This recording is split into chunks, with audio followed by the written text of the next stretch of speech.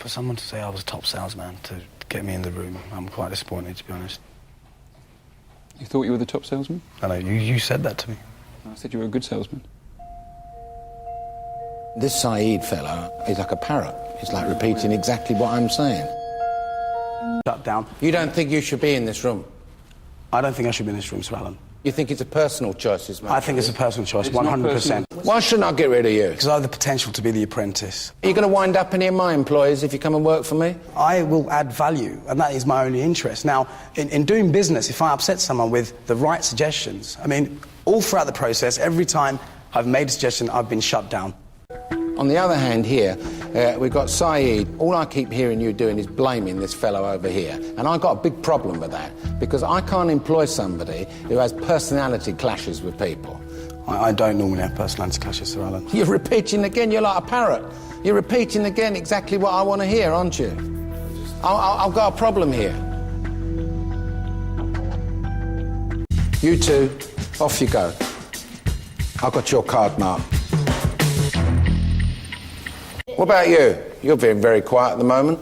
What I would have expected at this point is the project manager to step in and say, guys, well, listen, you know, I really do think this is unrealistic. Let's look at different options. Now... Hold on 1 second.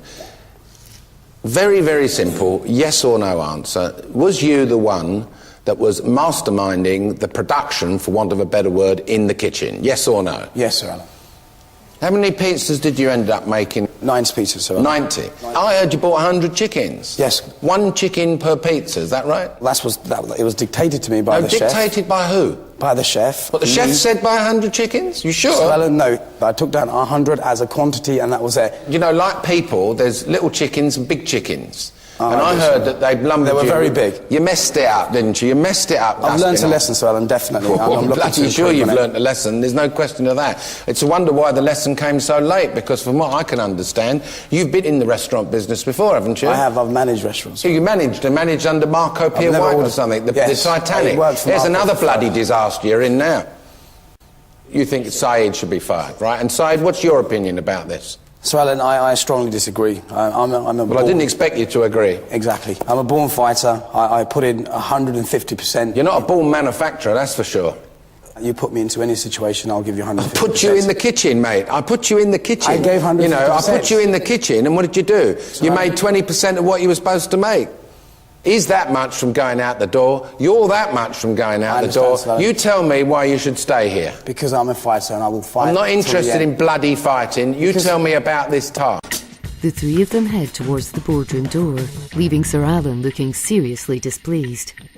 Syed hangs back for a moment. Thank you, Sir Alan. Thank you for the opportunity. Cheeky bastard. Thank you for the opportunity. Yeah. Okay. And I'll come to you when I'm ready. Can he plan? No, because every decision that Syed was looking for, Paul made the decision. Am I talking to you? Sorry. Syed asked Paul's advice on every decision that was made in this task, and I would say Paul was more of a project manager than Syed. The last 3 tasks, you've closed 2 deals. Do you know how many I've Syed, closed? I wouldn't want to do business with you because I think you're rude. You would piss off my customers. I think, to be honest, you have not spent a minute in the real business world. You'd be eaten up alive, and that's the fact. In the last 3 tasks, I have been top performer in every single one, top salesman in every single one. I think if you're after a top performer, you're looking at a top performer. If you're after someone to manage Disneyland... You're not modest, then, in any way. Dunn, who should go out of these 2 people? Because we failed the task and because we are sat here, because of the fact that we were late, it's got to be Syed. Sharon, no point asking you, I suppose. Syed. And Syed? I'd say Sharon, Sir Alan. If you're after a performer, that's what I am, so... Well, you're certainly a performer, that's for sure. Syed... Sir Alan, I respect... Shut up, I'm talking. At the moment. Shut up.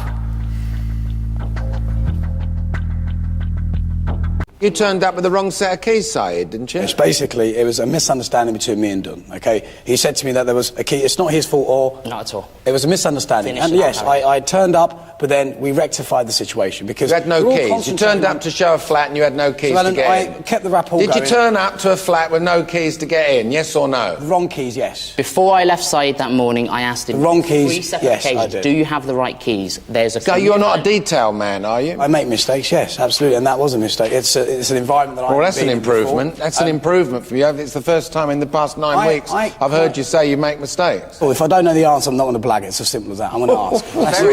Oh, you've learned over the last few weeks. Really? haven't you? Really? I'm You've learning changed every day. You know, the whole competition has been a massive learning curve for me. But you also still need the man with the brush and shovel coming along behind by all Well, accounts. whoever, if I sold 345 I hear you were units now. panicking. You were shitting yourself. I weren't son. panicking, not You at was all. panicking, son. You start off like a bull in a china shop, all cocky, and suddenly the reality hits home. Is that panicking like you are now? Sorry, that's not a report. That's Of course it is. Them taking you for a ride. That's exactly what it is. Keep What this did he do for a professional. living? Stop pointing your finger at me.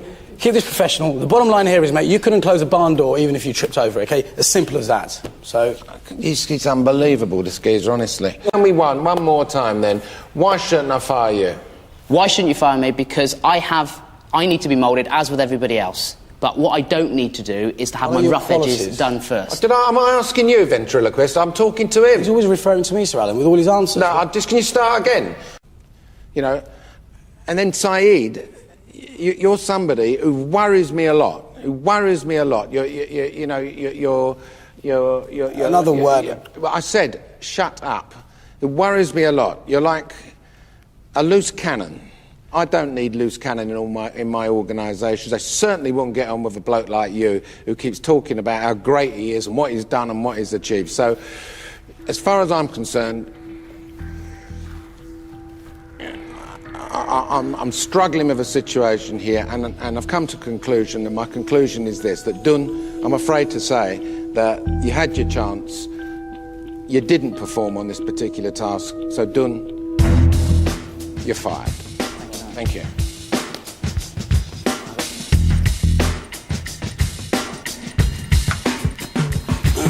I mean, Sir Alan, Bye. Ta-da.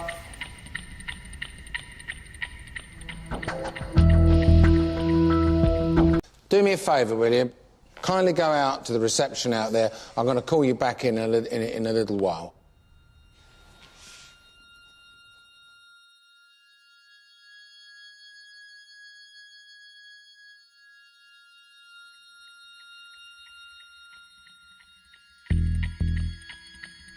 God forbid that he should win this thing.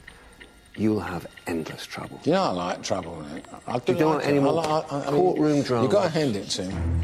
He's a character, isn't he? just to let you know, I'm in a unique position now. I'm the only person here that has actually learnt a lot by starting my own business, okay? Now, as you know, running a business, you can't just do it based on sales, okay? You need creativity, you need marketing, you need PR, you need planning, you need organisation. What are you doing here? Sir Alan, if you've got your own business, what do you want to come work for me for? Because this is an opportunity for me to really expand and work with the best and be with the best, okay?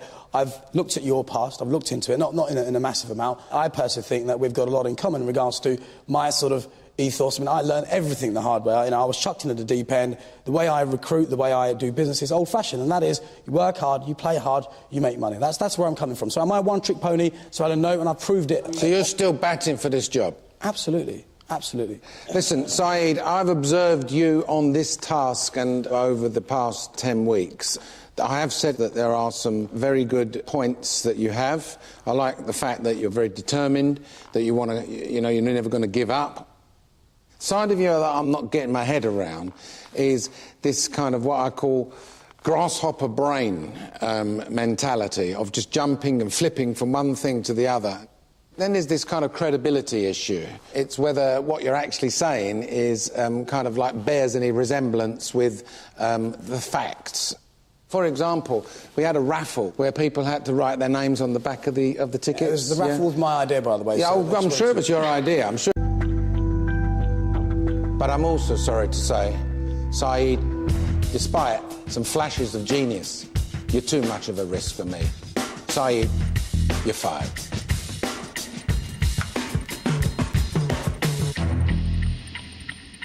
Ruth, off you go back to the house. Off you go.